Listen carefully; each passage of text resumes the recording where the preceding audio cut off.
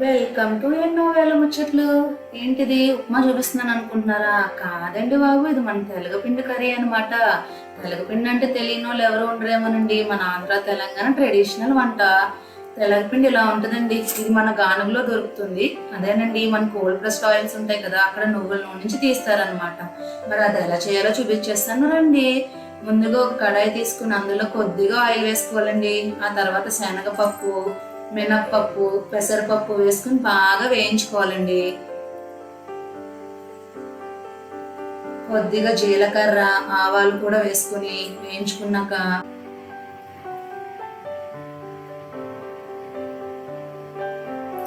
కొన్ని వెల్లుల్లిపాయ రెబ్బలు, 2 పచ్చిమిరపకాయలు, 2 ఎండుమిర్చి, కొద్దిగా కరివేపాకు వేసుకుని బాగా వేయించేసుకోవాలండి.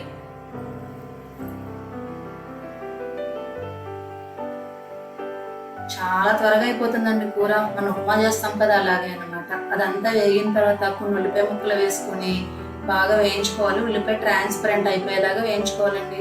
ఆ తర్వాత నేను ఆ కప్తో 1 కప్పు తెలగపిండి తీసుకున్నాను కాబట్టి 1.5 కప్పు మెజర్మెంట్ వాటర్ తీసుకుంటున్నానండి.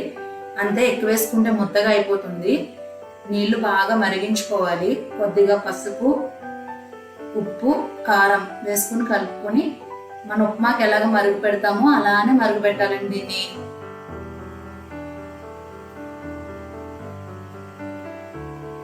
ఇప్పుడు లో పెట్టేసి ఫ్లేమ్ అలా మరుగుతున్న దాంట్లో మన తెలగపిండి కొంచెం కొంచెం వేసుకుంటూ కదుపుతూ ఉండాలండి. దీన్ని మూత పెట్టి కుక్ చేయకూడదు, ఇలా కదుపుతూనే ఉండాలి దగ్గర పడే వరకు అండి. ఆ నీళ్ళన్నీ ఇంకిపోయే వరకు కదుపుతూ ఉంటే దగ్గరకంటూ వచ్చేస్తుంది కన్సిస్టెన్సీ.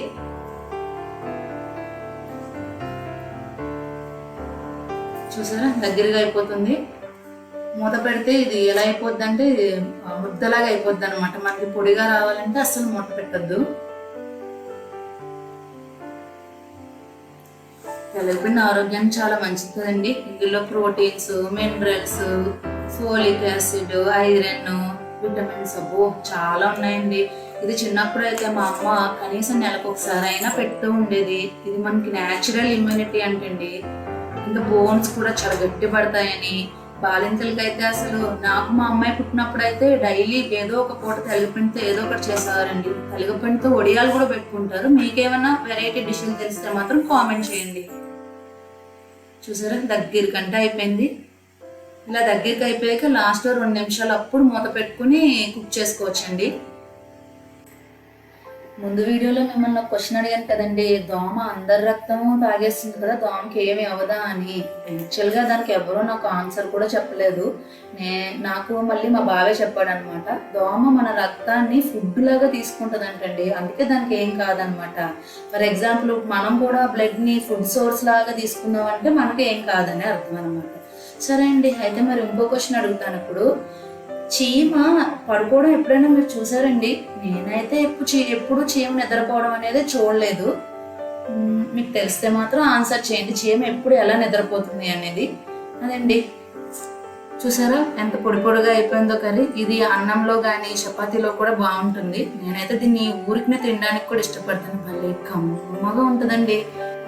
అంతే అండి, వీడియో చూసి ఊరికి వెళ్ళిపోతున్నారండి. కొంచెం సబ్స్క్రైబ్ కూడా చేయండి బాబు, అలాగే లైక్ అండ్ షేర్ కూడా చేయండి. Thanks for watching.